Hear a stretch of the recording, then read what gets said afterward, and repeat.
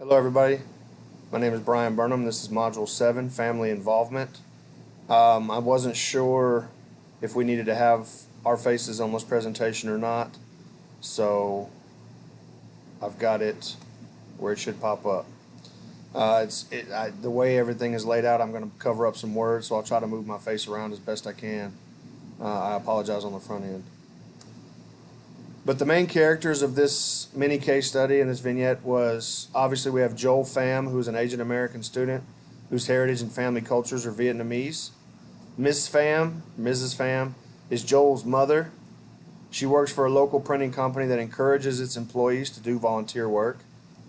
Mr. Rolnick is Joel's teacher, and he's concerned about the lack of involvement from Joel's parents, and he's struggling to find out why they're so disconnected from school activities. Miles, who's mentioned as Joel's classmate, who Joel would like to work with to do a science fair project together. Mr. Pham is Joel's father. He refuses in-person meeting with Mr. Rolnick and Miles' parents to discuss working on a project to make sure that all the work is equitable for each student. Says he will talk to Joel himself at home. And then Ms. Smith, who's a colleague of Mr. Rolnick, has been teaching at this school for more than 25 years. And she offered Mr. Rolnick some advice where Mr. and Mrs. Pham were concerned because they attended the same school when there were less Vietnamese families in the area. So that could play into what their attitude is towards the school.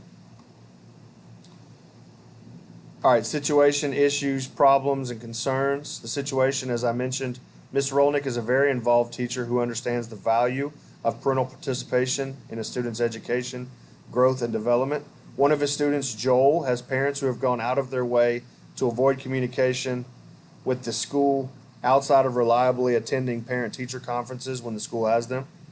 Consequently, when Joel wants to collaborate with another student, Miles, on a science fair project, and a sit-down meeting with both parents and their parents of the other student needs to be arranged to discuss equal distribution of the workload, Mr. Pham, who is Joel's dad, says he will talk to Joel himself instead of coming in for the requested meeting. This obviously bothers Mr. Rolnick, and he reaches out to a veteran teacher colleague for advice. Ms. Smith informs Mr. Rolnick that Joel's parents, who were Vietnamese immigrants when they were young, attended the same school. However, back then, there were not very many Vietnamese families living in the area. So chances are they might have been ridiculed and bullied and possibly went through and experienced racial tensions. The issues at hand, we have disengaged parents of Joel. Even with the efforts of Mr. Rolnick trying to get them involved, they still refuse to participate in any school activities except for standard parent-teacher conferences. Mr. Rolnick is not 100% sure why Joel's parents are disconnected from school events and activities. And Joel wants to work with another student on a science fair project. However, these types of collaborations must be discussed between teachers, students, and both sets of parents to ensure equal distribution of workload. And Joel's father refuses to come in for that sit-down meeting, saying that he will talk to Joel himself instead.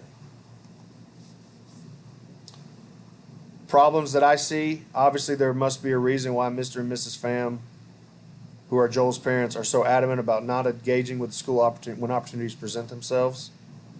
Joel's education is being affected by the parents' lack of involvement because Mr. Rolnick knows the benefits of parental involvement with their child's education. Mrs. Pham, her mother, her company offers incentives for their employees to encourage volunteering in their community. She and her husband still are very hands-off besides the regularly scheduled parent-teacher conferences that are offered each year. Mr. Rolnick desperately wants to get to the bottom of the reason why Joel's parents are so uninvolved when it comes to their involvement in Joel's school or educational activities. The concerns presented or that I came up with and that kind of popped in my head are, do Mr. and Mrs. Pham feel intimidated or angry at Joel's school because of past experiences? Why would parents seem to expend so much energy and effort to avoid their child's school? Was the lack of cultural diversity when Mr. and Mrs. Pham in school enough to create a bad experience? and therefore carry over their child's existence in the school all these years later? Are these things that we can discuss face to face with the family? Does Joel's experience match or mimic things that they experienced as students going to the same school?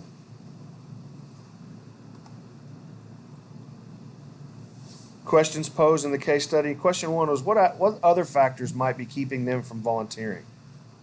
Obviously, we've got the parents' work schedule. Could be opposite of Mr. Rolnick's. Could be a lack of advance notice. Not having a heads up can be tough if there's other children besides just Joel. Over communication by Mr. Rolnick and the parents feeling overwhelmed from a heritage or cultural standpoint. Maybe discussion of personal type issues of why they're not interested in being at the school is not something they want to discuss, given the fact that they're on a very surface level relationship with Mr. Rolnick. Scheduling conflicts with planned school events could be as simple as that. A lack of connection with Mr. Rolnick. Even though he tries to reach out to them, maybe they feel a disconnect, given the fact that he teaches at the school they've had a negative experience at. Personal experiences that I've had to any similar occurrences. I used to teach in an area that had 2 group homes in our zone. Those students were tough to get their counselor to events because they always had multiple schools servicing their tenants. So they would be pulled in multiple directions. So it was tough to get. And the group home was age, I think, like 9 through 18. So they had elementary age kids. If they had done something, bad enough to earn a group home status at a young age, all the way through middle school and high school. So it could be tough to get 1 or 2 counselors or employees that work at a group home to come into events if they're being pulled in multiple directions. I've also had parents who don't see the positive values offered by being more involved, and it made it difficult to get them to participate in certain events. It's actually very similar to the situation that we're seeing with the family here in this mini case study. Question number 2 is, how should Mr. Rolnick and other teachers and administrators reach out to parents and other caretakers who might have experienced school as a hostile environment when they were students? A simple survey to gauge overall parental involvement and what events and activities would convince tough-to-reach parents to get involved. Making a phone call, sending a letter home, or even an in-person meeting, even if it was just at the parent-teacher conference once a year when they come in, to point-blank ask questions. A welcome letter or an email introducing the school staff, trying to demonstrate that most of the teachers that were involved with the school are different from whom they had negative experiences with in the past. And that's assuming that you were able to get parents to relay the information to you that says, I had a bad experience while I was here. How would the staff even know that this was a barrier? Well, you could do what Mr. Rolnick did and ask veteran teachers why certain parents might be hands-off. During parent-teacher conferences, like I said, you could point-blank approach the topic and ask the parents about their own educational experiences. That can be a tough topic to discuss, and that parent might not be willing to answer it, and you have to have the guts to ask it as well. So that might not be an avenue that everybody's willing to go down. Asking parents what their expectations are for their own child's experience in their educational setting might shed some light on what experiences they had when they were children. How could this situation have been eliminated from happening at all? Asking their parents what their education experience was like. Again, that takes a lot of guts to ask a question like that, so that might not be the best approach for some people, but it is something you're not going to get answers unless you ask the question. Ask what their expectations are for their child's educational experience. And then also you can involve administration. Get their opinion or expertise in how we can avoid situations like this in the future. Question 3, what are some ways parents can be involved and demonstrate interest in their child's education other than volunteering at the school? Well, making sure the curriculum and the assignments that require parents to be used as a source of information, for example, storytelling, cultural background or heritage questionnaires or surveys, and interview assignments, could be worked in to make them feel involved, make them feel valued. Always continue to open lines of communication with parents via technology, but use fidelity to show yourself as trustworthy and always having their child's best interest at heart. Provide resources to the school that do not require their attendance. For example, contents donated for a bake sale or donating prizes to be won by participants of a fundraiser. If parents contribute to those prizes and things like that, or bake sale items and things like that, then they feel like they have contributed to their child's well-being without having to be in person and be seen. Ask for classroom supply donations. If they're financially able to contribute, ask for anybody to volunteer to provide those types of things. Most parents will send in a box of tissues or buy a classroom set of glue sticks or things like that. Parents can remain diligent with their communication to show that they're interested in their child's education as well. It's important for parents to be involved, not just teachers. Describe any personal experiences you've had with similar occurrences.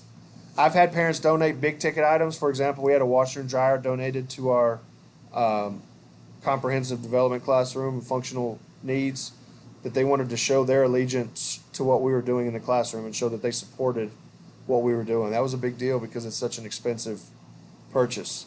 Also, at the beginning of the school year, I have an introductory letter that I ask for classroom supplies. I'll send a quick familial survey to gather simple information, and I welcome them to the new school year.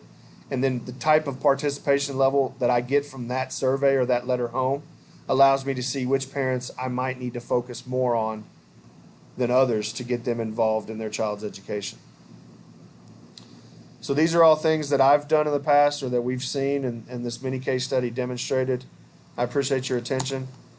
Thank you.